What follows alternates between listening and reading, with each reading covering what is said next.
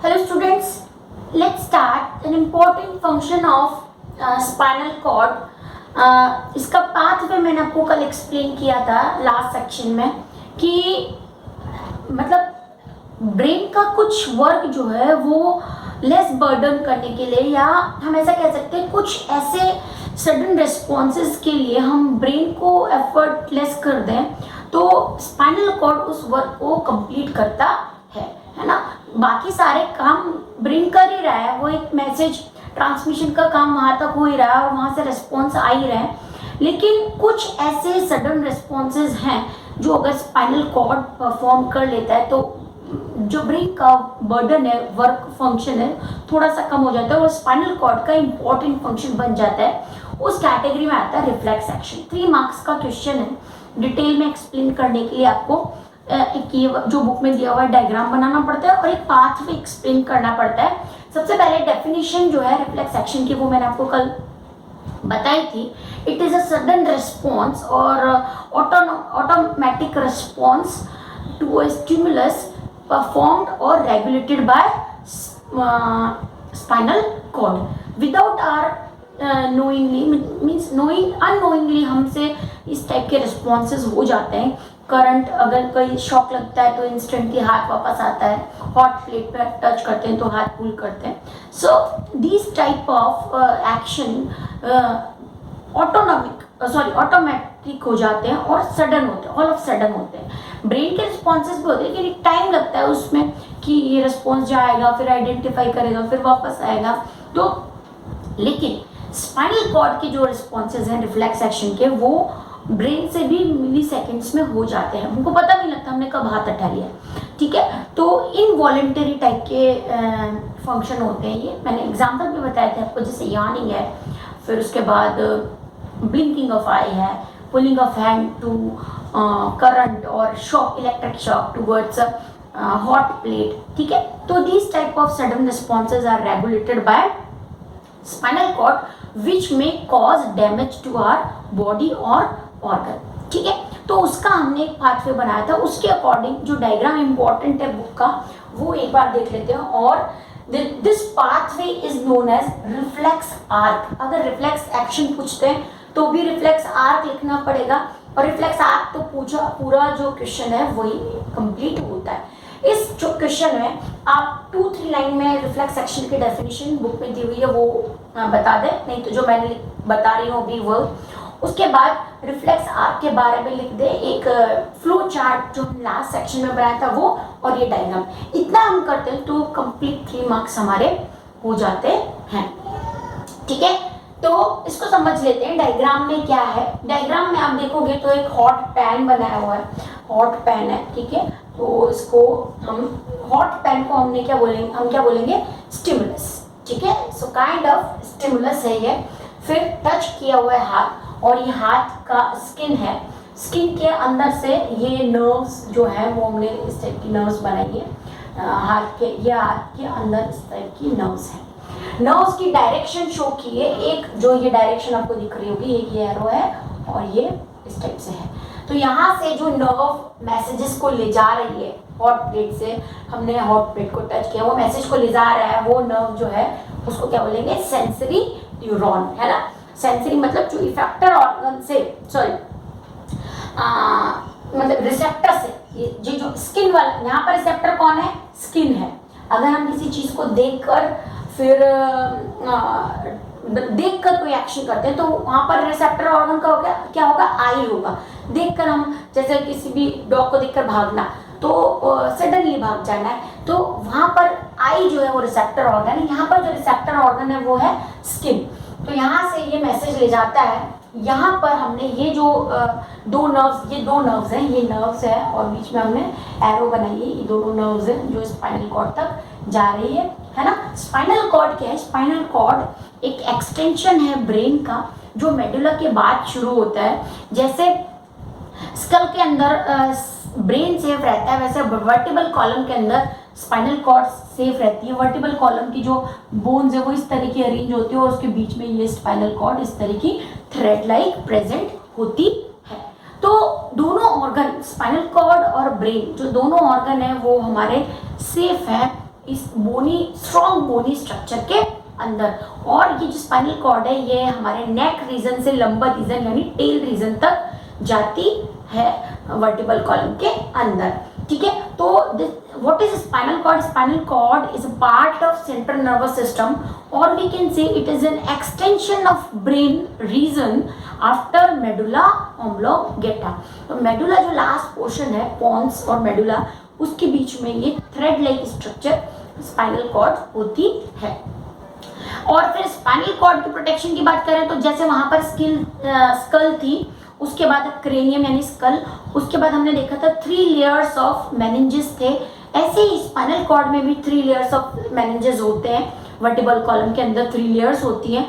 उन लेयर्स के बीच में सेरिब्रोस्पाइनल फ्लूइड भरा हुआ होता है जो शॉक एब्जॉर्बर का काम करता है। सेम वैसा ही है ना। लेकिन जो स्ट्रक्चर है स्पाइनल कॉर्ड की, अगर हम उसका जैसे स्पाइनल कॉर्ड एक रॉड लाइक स्ट्रक्चर है और रॉड जैसे ये रॉड है उसको आपने बीच में से कट किया, तो अगर आप यहाँ से देखोगे इस जगह से देखोगे तो स्पाइनल कॉर्ड इस तरह का दिखाई देता है, जिसमें 2 टाइप के मैटर यानी 2 टाइप के कलर आपको दिखाई देंगे। अंदर जो है वो ग्रे कलर होगा और बाहर जो होगा वो व्हाइट कलर होगा। ठीक है, तो उसको बोलते हैं ग्रे मैटर और व्हाइट मैटर। ये बुक में नहीं दिया हुआ है लेकिन इंपॉर्टेंट है। जो ग्रे मैटर होता है उसका शेप एच की तरह होता है, जो बहुत सारे एग्जाम में पूछते हैं। The H shape structure present in spinal cord is grey matter shaped as H for horse, है ना। तो यहाँ पर ये जो डार्कन मैंने किया हुआ पोर्शन है वो ग्रे मैटर है और इसके अराउंड है जो व्हाइट मैटर, यानी मैटर का मतलब क्या है? स्ट्रक्चर है। अंदर जो है वो डार्क दिख रही है, एच कलर शेप की है और बाहर जो है वो व्हाइट कलर दिख रहा है। अगर हम इसको इस तरह से कट किया हमने, टीएस इसको बोलते हैं ट्रांसवर्स सेक्शन कट किया है तो ठीक है। तो ये जो यहाँ से ये नर्व गई, ये स्पाइनल कॉर्ड तक पहुंची, ये ग्रे मैटर तक पहुंची। यहाँ पर देखो ये जो मैंने बनाया है ये लाइन में करके दिखाती हूँ आपको। ये वाली लाइन है, डबल बहुत कर देंगे तो कॉम्प्लिकेटेड लगेगा ये। और फिर यहीं से व्हाइट मैटर से होता हुआ आपको मिलेगा रिस्पॉन्स। ठीक है, तो रिस्पॉन्स लेकर कौन आ रहा है? Motor neuron, sensory neuron. The message pass into spinal cord, grey matter, then white matter से होता हुआ ये मोटर न्यूरॉन के थ्रू कहाँ पहुंचेगा? Effector organ. और इफेक्टर ऑर्गन क्या है? मसल है। यानी यहाँ पर स्किन ने जो फील किया वो मसल को इंस्ट्रक्ट करेगा कि अब हाथ पुल करना है। So this complicated process and pathway completed in milliseconds or less than seconds we can say। हम बहुत कम सेकंड्स में ये काम हो जाता है, इतना लंबा पाथवे। तो मोटर न्यूरॉन जो है वो इफेक्टर ऑर्गन तक आ रहा है। इफेक्टर ऑर्गन क्या कर रहा है? रिस्पॉन्स कर रहा है। So this is very important diagram for reflex action. Diagram banana, diagram में ही पूरा जो है आपको एक्सप्लेनेशन कर देना है। बुक में भी अगर आपकी बुक देखें तो बुक में भी लेबल परफेक्ट किया हुआ है। रिसेप्टर यहाँ पर किया हुआ हीट पूरा जैसा बुक में दिया हुआ है वैसा के वैसे मैंने आपको बताया है। Sensory neuron, motor neuron, spinal cord यहाँ पर बताया हुआ है which is part of CNS, है ना। बुक में भी लेबल ऐसे ही है। देन मैसेज टू ब्रेन, ये नहीं लिखना है जरूरी क्योंकि स्पाइनल कॉर्ड परफॉर्म कर रहा है। फिर आइडेंटिफाई करना है कि किसकी वजह से हमने हाथ पीछे किया था, हमने इतनी जल्दी किया था, ये कहाँ से आया, ऐसा सब मैसेज भी तो ब्रेन को पास करना पड़ेगा। तो वो मैसेज टू ब्रेन इसमें बताया हुआ है। फिर ग्रे मैटर एच शेप्ड मैंने बताया, व्हाइट मैटर इसमें ऐसा नहीं दिया हुआ, आप बुक के अंदर लेबल कर सकते हो। जो शेप है अंदर वाला डार्कन किया हुआ है वो ग्रे मैटर है और बाहर जो है वो व्हाइट मैटर है। फिर मैसेज लेकर कौन आ रहा है? Motor neuron. ये 2 जो एरो बनाई है डायग्राम में, ये एरो बहुत ज़्यादा इंपॉर्टेंट है जो सेंसरी और मोटर न्यूरॉन को रिप्रेजेंट करती है। ठीक है, फिर ये जो मैसेज लेकर आ रही है ये किसको मैसेज पास करेगा? इफेक्टर ऑर्गन यानी मसल को पास करेगा। ऐसा मसल जो इफेक्टर ऑर्गन है मसल, वो भी आपकी बुक में डायग्राम बनाया हुआ है। सो यहाँ पर लिखा हुआ है इसको reflex arc, ARC, reflex arc, the path taken by nerve impulses in reflex action. ठीक है, और इसका ये हमने बना दिया। फिर आप लैंग्वेज में भी इसको लिख दो, स्टेप्स लिखोगे, पूरी स्टेप्स लिखोगे। जैसे फर्स्ट स्टेप है receptor, second step sensory neuron, third step यानी यहाँ पर सेंटर में हमने लास्ट सेक्शन में किया है spinal cord, fourth number motor neuron, 5th number effector organ और 6th नंबर रिस्पॉन्ड। ठीक है, तो in this way the reflex action is very important part of important function of spinal cord, है ना, performed by spinal cord and the path is known as reflex arc। ठीक है, ये अगर पहले दिया हुआ है, ह्यूमन ब्रेन से पहले दिया हुआ है, आपको बुक की लैंग्वेज नहीं समझ में आती है, आप आराम से डायग्राम बनाओ, इसी लैंग्वेज में समझा सकते हो, चार्ट भी बना सकते हो जो स्टेप वाइज हमने बनाया है, तो आपका पूरा जो है वो 3 मार्क्स का क्वेश्चन प्रिपेयर हो जाएगा। अगर डायग्राम नॉट नीडेड नहीं लिखा है तो आपको कंपलसरी इस क्वेश्चन में डायग्राम ड्रॉ करना है। ठीक है, डायग्राम ड्रॉ करना इंपॉर्टेंट है, तभी ये क्वेश्चन 3 मार्क्स का होता है। अदरवाइज ये स्टिमुलस से रिस्पॉन्ड है, यहाँ तक ये जो लाइन में हम चार्ट के फॉर्म में लिख सकते हैं, ये तो इजी ही है ना। लैंग्वेज में 3-4 लाइन आती है, उसके बाद आप ये डायग्राम में ही पूरा एक्सप्लेन कर सकते हो। So this is very important question for board exams, 3 marks question है ना। 1 मार्क के तो कोई भी थियरी में से पूछ सकते हैं, लेकिन 3 मार्क्स में ये एक इम्पॉर्टेंट क्वेश्चन है, reflex action and reflex arc. ठीक है, दोनों क्वेश्चन इंपॉर्टेंट है। बुक की अगर आपको लैंग्वेज नहीं समझ में आती है तो आप अपनी लैंग्वेज में लिखो, लेकिन डायग्राम इंपॉर्टेंट है। ये मैंने आपको बता दिया है कि यहाँ पर जो है वो डायग्राम इंपॉर्टेंट है। So please draw the diagram, क्योंकि कभी कभी टफ हो जाता है डायग्राम, दिखने में इजी लगता है, लेकिन ड्रॉ करना, उसको परफेक्टली लेबल करना, बुक लेबल इस तरह से करो कि डायग्राम जो है वो ऑटो एक्सप्लेनेटरी हो जाए, डायग्राम से ही सारी चीज़ें समझ में आ जानी चाहिए। ठीक है, so this is all about the reflex action, the last section of nervous system that we have studied in last videos about nervous system। तो इस तरह से nervous system का central nervous system part complete हो जाता है, which consists of brain and spinal cord। Then we have peripheral nervous system or PNS, peripheral nervous system or PNS। PNS और मैंने आपको बताया है कि this nervous system includes the nerves originated from brain and spinal cord। तो brain से निकलने वाली होती है cranial nerves and spinal cord से निकलने वाली होती है spinal nerves, which form a network throughout the body. पूरा जो बॉडी में एक नर्व्स का जाल फैलाती है ये नर्व्स, तो cranial nerves and spinal nerves, 2 types की नर्व्स पेरिफेरल नर्वस सिस्टम में इंक्लूड होती है। On the basis of function के बेसिस पे हमने न्यूरॉन को ऑलरेडी 3 पार्ट्स में, यानी नर्व्स को 3 पार्ट्स में, बेसिकली जो नर्व्स हैं वो न्यूरॉन से ही बनी हुई है ना। Neuron is a basic functional structure unit of nervous system और नर्व्स। तो जो न्यूरॉन है हमने 3 पार्ट्स में ऑलरेडी बताया है, sensory, motor and mixed. Sensory जो मैसेजेस लेकर स्पाइनल कॉर्ड या ब्रेन की तरफ जाते हैं, और मोटर जो मैसेज लेकर ब्रेन से ऑर्गन्स की तरफ, ब्रेन और स्पाइनल कॉर्ड से ऑर्गन की तरफ आते हैं, तो उनको मोटर करते हैं। जो दोनों काम करते हैं उनको मिक्स्ड नर्व्स कहते हैं।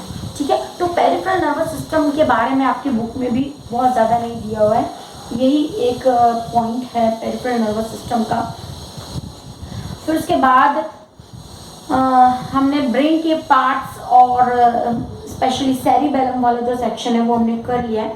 इसके बाद मैंने आपको बताया था कि पेरिफेरल नर्वस सिस्टम की कुछ नर्व जो है वो स्पेशलाइज्ड हो जाती हैं, जिनमें ऑटोनॉमिक कंट्रोल है, उसका खुद का कंट्रोल अपने पास है। उसका जो ऑटोनॉमस नर्वस सिस्टम है, अब वो पेरिफेरल नर्वस सिस्टम का ही पार्ट मानते हैं कि some specialised nerve are organised to conduct some functions by their own, खुद ही उस काम को बढ़ाती हैं और कम कर देती है। इसके 2 पार्ट्स होते हैं, सिंपैथेटिक एंड पैरासिम्पैथेटिक। ठीक है, पैरासिम्पैथेटिक। अब इसका एक एग्जांपल मैं आपको बता देती हूँ कि क्या ऑटोनॉमस नर्वस सिस्टम का क्या फंक्शन। सपोज करो हम भागना स्टार्ट करते हैं। जब हम भागना स्टार्ट करते हैं तो बॉडी को ऑक्सीजन की रिक्वायरमेंट है। उस केस में जब हम भागना स्टार्ट करेंगे और ऑक्सीजन की रिक्वायरमेंट बढ़ेगी तो हार्ट बीट बढ़ेगी, है ना। हार्ट बीट बढ़ाने के लिए कि हम भाग रहे हैं उसके अकॉर्डिंग हार्ट बीट को बढ़ाना है, need to increase the heart beat because to complete the oxygen supply sympathetic nervous system काम करेगा, यानी at the time of stimulus और at the time of some action increase और there is a increase in any function of body. लेकिन जब हम भागते भागते रुक गए, सब कुछ नॉर्मल हो गया है ना, हम ब्रीदिंग कर रहे हैं फास्ट, हार्ट को भी तो नॉर्मलाइज होना पड़ेगा ना। हार्ट को जो नॉर्मलाइज करने के लिए सिस्टम वर्क करेगा दैट इज पैरासिम्पैथेटिक फंक्शन। मतलब अगर एक ने बढ़ाया तो दूसरा उसको कम कर देगा, specially in case of heart rate, है ना। हार्ट रेट की जब बात होती है तो सिंपैथेटिक बढ़ाएगा और पैरासिम्पैथेटिक कम करेगा, तो दोनों एक दूसरे के साइमल्टेनियसली काम करते हैं, बढ़ाते हैं और कम करते हैं। तो यहाँ पर ये अपना सेल्फ कंट्रोल कर लेता है, इसलिए इसको ऑटोनोमस नर्वस सिस्टम कहते हैं। डिटेल्स आपकी बुक में कुछ भी नहीं दिया हुआ है इसके बारे में, इसलिए अभी हम इसको इतना नहीं करेंगे, ठीक है। So in control and coordination one part is completed that is nervous system, है ना। और अभी हमने जो बात की है वो ह्यूमन नर्वस सिस्टम की कंप्लीट बात की है हमने। Another system which is part of control and coordination is endocrine system. Endocrine system, or basically these system are associated with glands, endocrine glands. अब glands ये हमारा जो एक वर्ड है ये हमने डाइजेस्टिव सिस्टम में भी पढ़ा था। एसोसिएटेड ग्लैंड्स में, ग्लैंड्स मीन्स द ऑर्गन और the part of the body which secretes, कुछ भी सिक्रीट करते हैं, जैसे स्वेट सिक्रीट करने वाली, पर्सपिरेशन करने वाली स्वेट ग्लैंड, ऑयल सिक्रीट करने वाली ऑयल ग्लैंड्स, है ना। तो ग्लैंड्स मीन्स जो सिक्रीट करती है, कोई भी सिक्रीशन हो सकता है, म्यूकस सिक्रीट करने वाली म्यूकस ग्लैंड्स, लाइक दैट। तो यहाँ पर एंडोक्राइन ग्लैंड्स एक वर्ड है और इसी के पैरेलल दूसरा जो वर्ड है वो है एक्सोक्राइन ग्लैंड, ठीक है, एक्सोक्राइन ग्लैंड। यहाँ पर आप दोनों डाइजेस्टिव सिस्टम में और यहाँ पर दोनों में ये आ गया है, लेकिन वर्ड अगर कहीं आएगा तो आपको नहीं पता चलेगा ये कौन सा चैप्टर है। एंडोक्राइन और एक्सोक्राइन, एक्सोक्राइन ग्लैंड होती हैं जो अपना सिक्रेशन ट्यूब्स में, यानी उनकी कोई डक्ट होती है उन ग्लैंड्स की, और वो उन डक्ट्स में अपना सिक्रेशन डालती है ना। क्लोज्ड ग्लैंड भी कह सकते हैं, जैसे लिवर है, लिवर एक एसोसिएटेड ग्लैंड है डाइजेस्टिव सिस्टम का, वो अपना बाइल यानी बाइल जूस जो है वो बाइल डक्ट में हिपैटिक डक्ट में डालता है, ठीक है। हिपैटिक डक्ट से बाइल जो है वो सिंथेसाइज होकर बाइल गॉल ब्लैडर में स्टोर रहता है, लेकिन वहां पर एक डक्ट है, हिपैटिक डक्ट और बाइल डक्ट, जो इस सिक्रीशन को यानी बाइल को पहुंचाती है स्मॉल इंटेस्टाइन पे, है ना। तो वो जो है उनकी स्पेसिफिक डक्ट्स होती हैं या ट्यूब्स होती हैं जिनके थ्रू वो अपना सिक्रीशन पास करते हैं। पेनक्रियाज है तो पेनक्रियाज में पेनक्रियाटिक डक्ट प्रेजेंट होती है, लेकिन एंडोक्राइन ग्लैंड जो होती है वो अपना सिक्रीशन डायरेक्टली ब्लड में डालती है ना, ये डायरेक्ट ब्लड में डालती है, इसीलिए एंडोक्राइन ग्लैंड को डक्टलेस ग्लैंड भी कहते हैं, डक्टलेस ग्लैंड्स, ठीक है। इनकी कोई डक्ट नहीं होती, ये अपना सिक्रेशन जो है वो डायरेक्टली ब्लड में डालती है। एक्सोक्राइन ग्लैंड के जो सिक्रेशन होते हैं वो अलग अलग ऑर्गन के अकॉर्डिंग अलग अलग होते हैं, लेकिन एंडोक्राइन ग्लैंड के जो सिक्रेशन होते हैं उनको बोलते हैं हार्मोन्स, ठीक है। तो टर्मिनोलॉजी क्लियर होनी चाहिए। एंडोक्राइन ग्लैंड्स मतलब अब हम बात करेंगे कंट्रोल एंड कोऑर्डिनेशन में रोल प्ले करने वाले इंपॉर्टेंट केमिकल एक्टिवेटर्स की, जिनको हम बोलते हैं hormones. These are basically chemicals के प्रोटीन के बने हुए होते हैं, प्रोटीन और मिनरल्स के बने हुए होते हैं, और इनको हम हार्मोन्स कहते हैं। एंजाइम और हार्मोन दोनों अलग अलग हैं, लेकिन दोनों प्रोटीन के बने हुए हैं। हार्मोन्स जो है वो एंडोक्राइन ग्लैंड से सिंथेसाइज होते हैं, एंजाइम जो है वो एक्सोक्राइन ग्लैंड से सिंथेसाइज होते हैं, और वो उनका जो है वो डाइजेस्टिव सिस्टम में मेनली वर्क होता है एंजाइम्स का, है ना। हार्मोन्स का हम देखेंगे तो पूरी बॉडी में उनका वर्क है, चाहे आप ग्रोथ ले लो, डेवलपमेंट ले लो, रिप्रोडक्शन ले लो, मेटाबॉलिज्म ले लो, सभी जगह हार्मोन्स वर्क करते हैं, ठीक है। तो so there are two terms related with glands, exocrine and endocrine. Endocrine glands are also known as ductless gland. They secrete their secretion without duct directly into the blood, and the secretions of endocrine glands are known as hormones.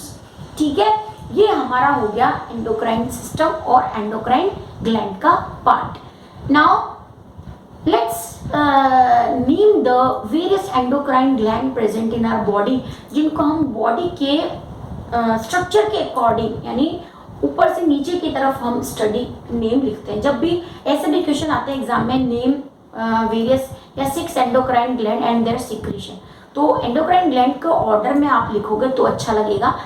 Marks cut हमको पता नहीं लगता, हमने सोचा हमने सारे name लिखे थे, लेकिन आपने नेम लिख दिए जो नीचे जो ग्लैंड प्रेजेंट है उसको ऊपर लिख दिया. जैसे बॉडी को डिस्क्राइब करना है तो अपन हेड से स्टार्ट करेंगे ना, हेड है, फिर नेक है, फिर हैंड है, फिर इस तरह से.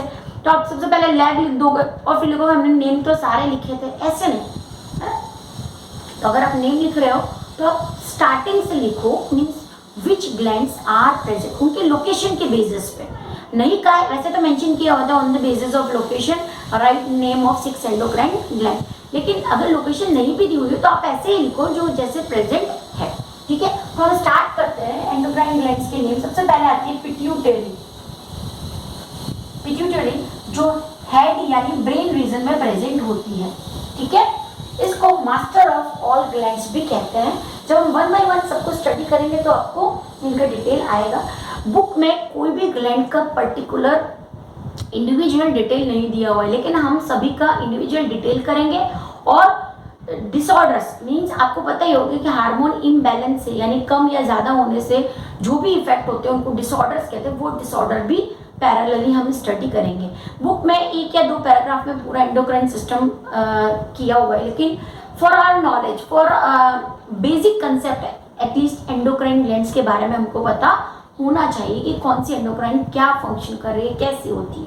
ठीक है, तो ये हो गया pituitary gland which is present in head region और नियर बाय ब्रेन. और इसी के पास प्रेजेंट होता है हाइपोथैलेमस, जिसकी हमने बात की थी ब्रेन के मिड ब्रेन के टाइम में, कि hypothalamus is temperature regulation centre of the body, और वो पिट्यूटरी को एक्टिवेट करने के लिए भी हार्मोन सीक्रेट करता है. इसलिए कई बार अगर आप एंडोक्राइन की चार्ट में देखोगे तो उसमें हाइपोथैलेमस का भी नाम लिखा हुआ होता है. ठीक है, पिट्यूटरी के बाद आते हैं हम थायराइड, जो नेक रीजन में प्रेजेंट होता है, जहां पर हमारा वोकल बॉक्स होता है, वहां पर थायराइड ग्लैंड प्रेजेंट होती है.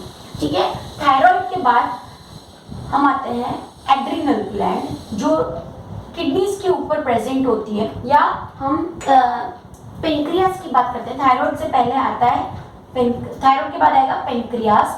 पेनक्रियास एक बहुत स्पेसिफिक ग्लैंड है जिसके बारे में जब हम पेनक्रियास इंडिविजुअल करेंगे तब हम बात करेंगे. पेनक्रियास के बाद आएगा एड्रिनल. रीनल यानी एक्सक्रीटरी सिस्टम से रिलेटेड है, किडनी के जस्ट ऊपर प्रेजेंट होती है. और दूसरी है, फिर लास्ट आती है गोनेट्स. गोनेट्स में मेल एंड फीमेल में दोनों में अलग अलग टाइप की एंडोक्राइन ग्लैंड प्रेजेंट होती हैं. मेल में जो ग्लैंड्स होती हैं वो होती है टेस्टिस, और फीमेल में जो ग्लैंड्स होती हैं वो होती है ओवरीज. ठीक है, तो ये मेल और फीमेल के अकॉर्डिंग गोनेट्स मतलब which are different in male and female, और टाइप ऑफ एंडोक्राइन ग्लैंड है जहाँ पर ये टेस्टिस और ओवरीज भी है, डिफरेंट टाइप की सिक्रीशन करते हैं, यानी हार्मोन सिक्रेट करते हैं.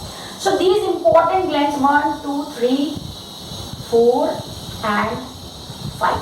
ठीक है, ये 5 टाइप की जो ग्लैंड है वो आपकी बुक में भी यही नेम दिए हुए हैं. अगर हाइपोथैलेमस नेम दिया हुआ है तो उसको भी हम एंडोक्राइन ग्लैंड में इंक्लूड करेंगे.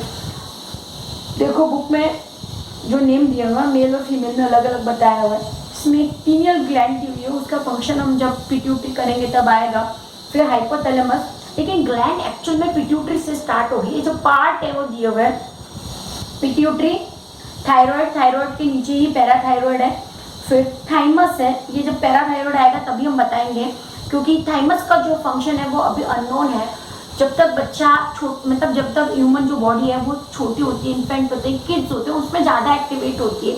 ये जब हम थायराइड करेंगे तब फिर से देखेंगे. देन पेनक्रियास, एड्रिनल, और मेल में टेस्टिस और फीमेल में ओवरीज.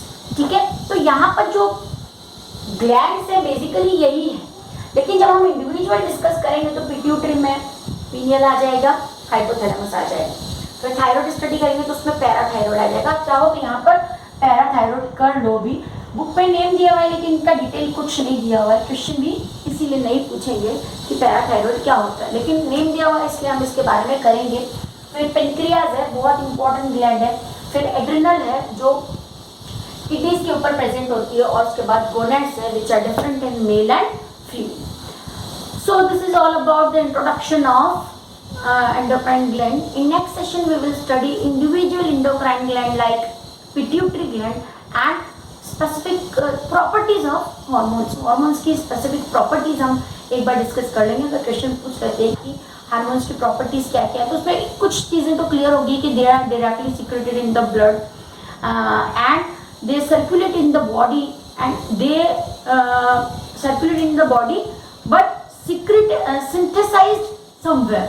जहाँ सिंथेसिस होते हैं वहाँ पर काम नहीं करते बल्कि पूरी बॉडी में काम करते हैं। जबकि एक्सोक्राइन ग्लैंड के जो सिक्रेशन है वो जहाँ सिंथेसिस होते हैं वही काम करते हैं। जैसे सेलाइवरी ग्लैंड के तो सेलाइवा वहीं पर, जहाँ पर सेलाइवरी ग्लैंड प्रेजेंट है वहीं पर सेलाइवा होगा, है ना। तो ये कुछ प्रॉपर्टीज है हार्मोन्स की जो हम पॉइंट वाइज डिस्कस कर लेंगे in next section. Okay, thank you, bye.